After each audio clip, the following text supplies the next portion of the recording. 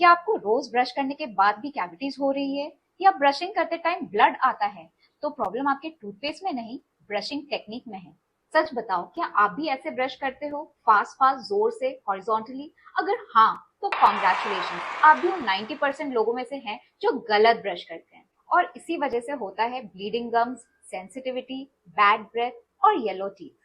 चलिए अब देखते हैं डेंटिस्ट का साइंटिफिकली करेक्ट ब्रशिंग टेक्निक क्या होता है। सबसे पहले ब्रश सही होना चाहिए। Always use soft bristle toothbrush. Hard toothbrush से गम डैमेज और सेंसिटिविटी हो सकती है। और हमें हमेशा हर 3 मंथ्स पे टूथब्रश चेंज करना चाहिए। And after every illness also we should change our toothbrush. बहुत सारे ब्रशिंग टेक्निक होते हैं, लेकिन जो सबसे कॉमन और मोस्ट इफेक्टिव ब्रशिंग टेक्निक है वो है मॉडिफाइड बास टेक्निक। तो चलिए आज हम सीखते हैं करेक्ट ब्रशिंग टेक्निक के बारे में। फर्स्ट स्टेप, सबसे पहले P size amount of toothpaste लें।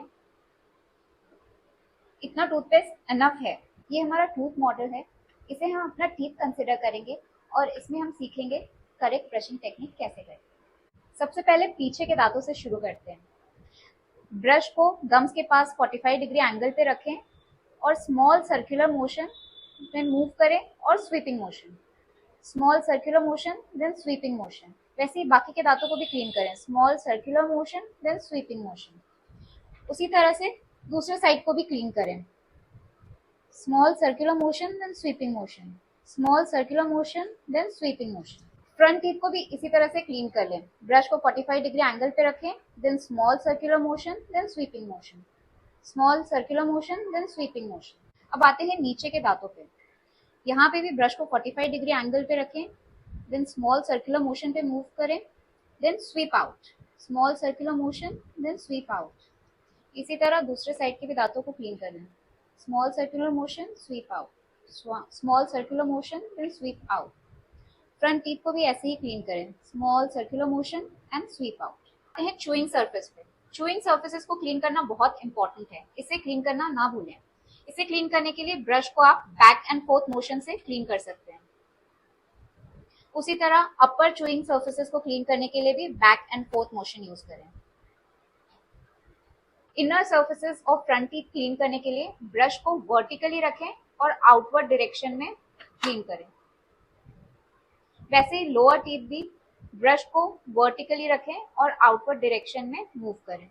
अगर आप जोर से ब्रश करते हैं तो धीरे धीरे आपके गम्स नीचे होने लगते हैं। इसको हम कहते हैं गम रिसेशन। और फिर होता है सेंसिटिविटी और परमानेंट डैमेज। ये आपके दांत है, बर्तन नहीं, तो जोर जोर से स्क्रब करना बंद कर दें। एक बहुत बड़ा मिथ है, लोगों को लगता है ब्लड आ रहा है तो ब्रशिंग कम कर दें। लेकिन ट्रुथ क्या है? ब्लड आ रहा है मतलब आपके गम्स इन्फेक्टेड हैं और आपको बेटर ब्रशिंग और क्लीनिंग की जरूरत है। सिर्फ टीथ क्लीन करना एनफ नहीं होता। टंग पे बहुत सारे बैक्टीरिया जमा होते हैं जो बैड ब्रेथ का मेन रीजन होता है। तो daily tongue cleaning is a must. Brush वहां तक नहीं पहुंच पाता जहां floss, that is between the teeth. अगर आप फ्लॉस नहीं करते तो आपकी क्लीनिंग इनकम्प्लीट है। रोज नहीं तो एटलीस्ट ऑल्टरनेट डेज फ्लॉस जरूर करें। तो ये सिंपल रूल्स याद रखिए।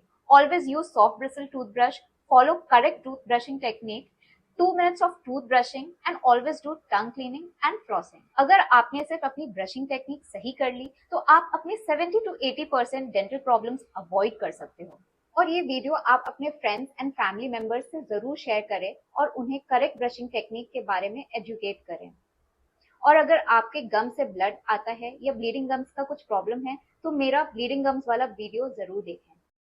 Please like, share, and subscribe for more such dental insights.